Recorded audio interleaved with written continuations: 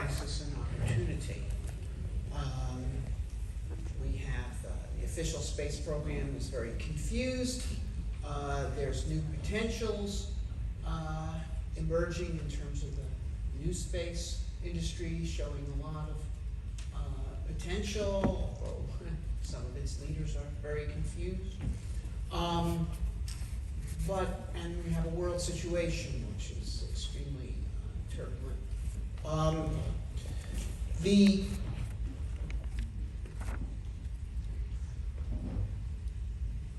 We have a certain vision of the human future. It's an unlimited future.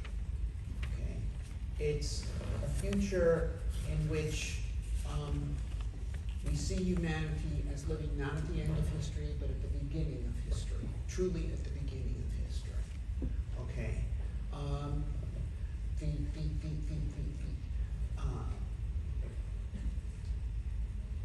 That we will be admired by future generations, not because of the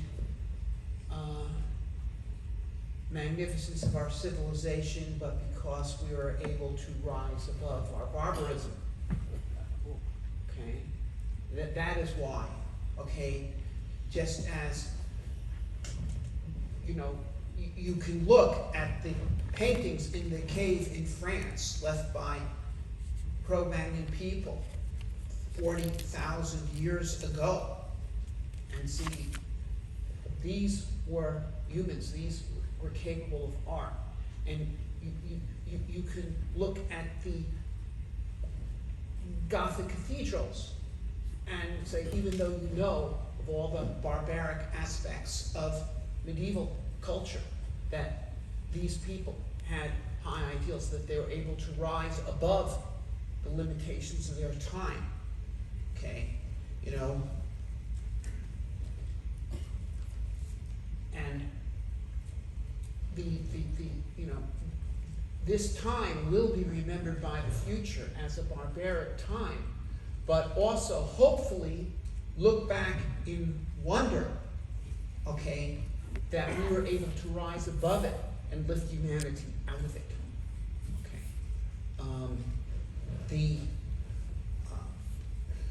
Now, the issue is fundamentally this, okay? Are human beings consumers of resources, or are we creators? What is the nature of man? Okay? And it affects the entire view of what is necessity and what is practical. Okay?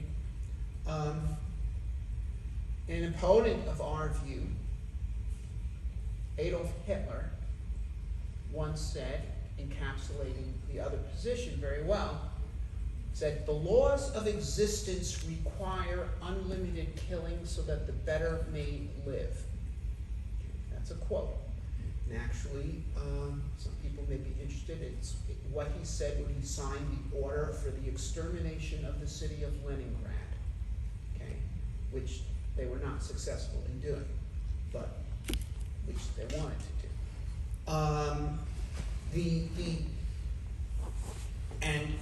But this view is wrong.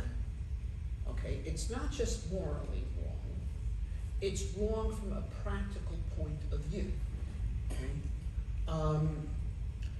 because in fact, the human race is not, as the anti-humans would claim, a group of nations, tribes, whatever you would call us, in a war for existence over limited resources. Okay, that is their view, which necessarily entails war.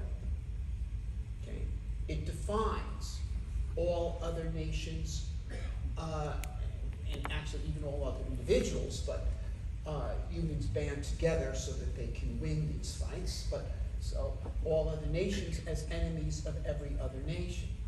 Okay? So war is implicit in it. Okay? this point of view was responsible ultimately for all of the major catastrophes, human-caused catastrophes in the 20th century, including the 2 world wars, the Holocaust, the Holodomor, so forth. And it's threatening human existence now. Okay? Now it's wrong because, in fact, the human race is not a bunch of tribes that struggle for existence over limited resources. We are a diverse families of people, a very disorderly family to be sure at this point, but nevertheless a family engaged in a joint project to expand the horizons of humanity. Okay,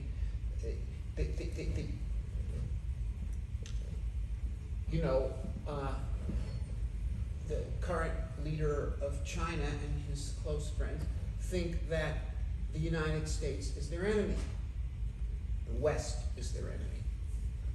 But in fact, the reason why China has developed incredibly, exponentially, 2 orders of magnitude increase in the standard of living over the past 30 years, 100-fold, okay, is because of inventions made in the West, including things ranging from that to this, okay?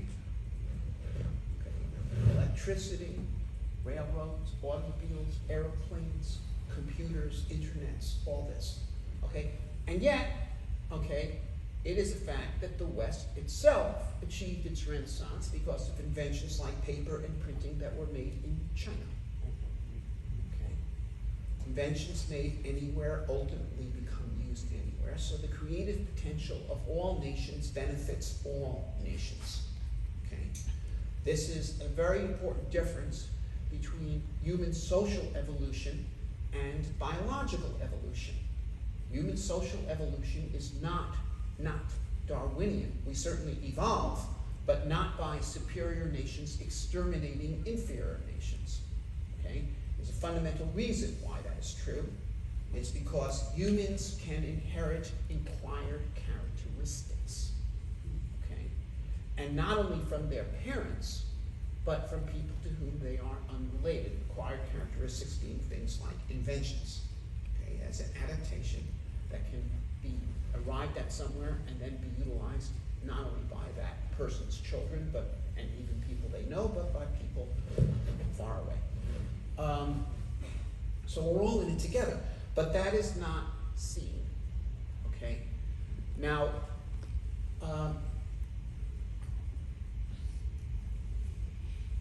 the conversation at my table, I was sitting next to the gentleman from Blue Origin last night. He referred tangentially to it actually in his remarks, okay, because he was a believer that the population explosion threatens humanity.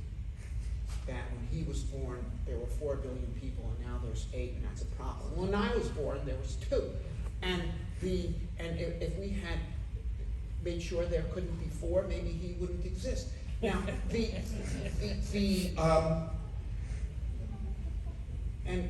you see, he's wrong.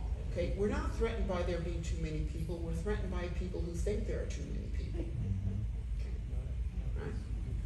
That's who threatens you. But we're threatened by and I'm not here arguing for population growth. That's not my point. Okay, my point is that the point of view that additional people are a minus to you, that point of view is a threat. Okay, it's a threat, and not just to them, but to you and to everybody else. Okay, the point of view that there are other nations is a minus to you, is a threat. It is the primary threat facing humanity today. It is the primary threat. Now, I will tell you, though I do not believe in some of the alarmist projections of climate activists, I believe global warming is real. I think it's an issue. I think we're going to have to deal with it. Okay? But it doesn't threaten to kill you this year, or next year, okay? Or 20 years from now. It threatens to create climate changes that could be harmful in some places and probably beneficial in others, as far as the world's too cold. But sure, it's got to be dealt with. But that's not the thing. The main threat to humanity today is that it will kill itself over the belief that other nations are enemies. And you see, and if you believe that other nations are fundamentally enemies, and that to whom you're going to have to fight it out sooner or later, then the only question is sooner or later, and by definition, it will be better for one side or the other to do it sooner. Okay? Always going to be. Okay, so, and 1912. General Friedrich von Bernhardt, chief intellectual of German General Staff, said, look, here's Eurasia. Either we Germans are going to get it or the Russians are going to get it. We're going to have to fight it out with them sooner or later. Okay, sooner or later. Let's make it sooner because they haven't industrialized yet. We can take them down now. Okay. Japan and China, 1930s. Who's going to get Asia? The Japanese said, let's take them down now while they're weak. And so forth. And here you have this now.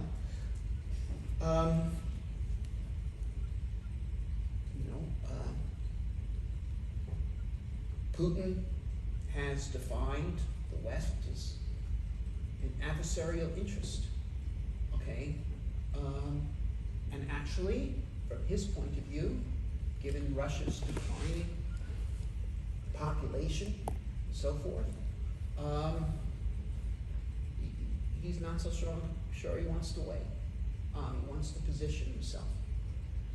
It's completely adverse to Russia's actual interests. Russia's actual interests are to join in the prosperity of the Western world. Poland and other Eastern European countries that have tripled or quadrupled their standards of living since the fall of the Soviet bloc. But anyway, there is that. Now, I actually believe that this particular thing we're seeing now will be rebuffed and contained. Okay, I think that this one, we're going to get through this one. But the next one is going to be more serious. I happen to know that there are people in the American national security establishment who believe that war with China is inevitable. Why? Because there's 1.4 billion of them. That's 10 times as many as there are Russians. And if they all start driving cars and stuff like that, there won't be enough oil in the world. And you can bet your bottom dollar that they have counterparts in Beijing who look at this problem from the opposite side of the chessboard and think comparable thoughts. Not enough for both of us. There's only so much to go around. But that's not true. Okay, it's not true that there's only so much to go around. Now, we've got some time with that one. Those people are more patient than Putin. And in fact, they've got good reasons to wait because they're doing pretty good playing the game under peacetime conditions, by and large. But one way or another, if that point of view prevails, that there will be war. Okay. Now, we have to make sure that point of view does not prevail. That's what this is. This is a battle of ideas. We are engaged in a battle of ideas. Getting humans to Mars, yes, it's for the science. Yes, it's for the challenge. Okay? Yes, it will do wonders for the younger generation in terms of being part of a society that has that kind of positive view of what it can accomplish and that they should develop their minds so they can be part of it, so they can be leading it. Okay? And that's what we saw with this education initiative, and we want to bring that home. But there's something else here. It's to prove a point. It's to win this battle, this war of ideas. Because you see, if you can see, as I said, there's no such thing as a natural resource. There's only natural raw materials. Mars is a barren place right now. But if human ingenuity is brought to it, it can be the home of many new, thriving, glorious cultures and nations. Okay? Now, that part of this mission is a little beyond our time. But if we can bring it into view, okay, if we can succeed in getting humans to Mars, so then that future, okay, we won't be in it, but we'll see it. Okay, people will see it. It will be understood that there's a different kind of future, that there's a future of unlimited resources, and there's room enough in the universe for lots of flags. Lots of flags. Our flag, Chinese flag, Russian flag. Okay, there's universe in it. And not only that, but by using our talents, we can create planets. I mean, Mars is there as a planet, but it's not there as a living planet, not now. I mean, yeah, there's probably bacteria in the groundwater on Mars, and there's a lot of science to be learned by studying them. And, you know, if that's how we get Queen Isabella to provide the jewels for the ship, that's great. But there's more in the New World than a spice round to India. Okay, much more. There's a new world in the New World. Okay, and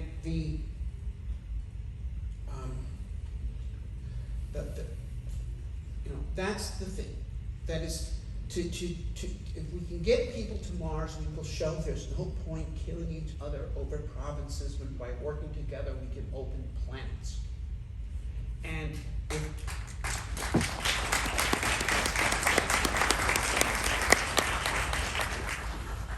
okay, now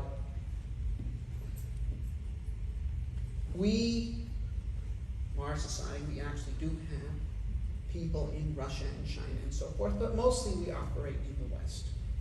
Okay, we are really a phenomenon of Western culture, but Western culture is heard, it's watched. Okay, you know, I don't know what it is now, but I was in Russia not too long ago, and you could go into the bookstore and buy Harry Potter. No, and you could watch The Simpsons on television. Oh, Okay. that's weird. Our Western ideas do get around the world. And if people here have that kind of view of the future, people there will pick it up. And then, if their leaders still want to go on these insane adventures, they will say, why aren't we doing this? Why are we doing this? Why are you doing this? You know, this past weekend, Xi, the dictator of China, purged some of his leading rivals, or not even really rivals, just people who weren't his stooges within the Communist Party. Okay, the guy who was the previous prime minister of China was dragged out of the Communist Party plenary meeting. Okay, that makes him temporarily stronger, but it's really a demonstration of weakness. Okay. That shows that he feels he cannot even trust other Communist Party leaders to back him in things that he wishes to do. That's what it shows. And so, you know, there's plenty of people of goodwill in these countries. And what we have to do is promote a vision of the human future that makes those who believe war is necessary, that view appears absurd. Okay. We got to make it absurd. We got to make anti-humanism absurd. So, anyway, we've got these projects that will spread the vision. Okay, the education project, the Mars stations, additional ones in Mongolia. We're going to have We're looking to do a mission at the Flashline Mars Arctic Research Station next summer, which should also get a lot of press. There's the rover competitions. But ultimately, you're the messengers. Spread the word in any way you can. That's our goal. We're going to make war absurd. We're going to make it understood that humanity can have, indeed, an infinite future.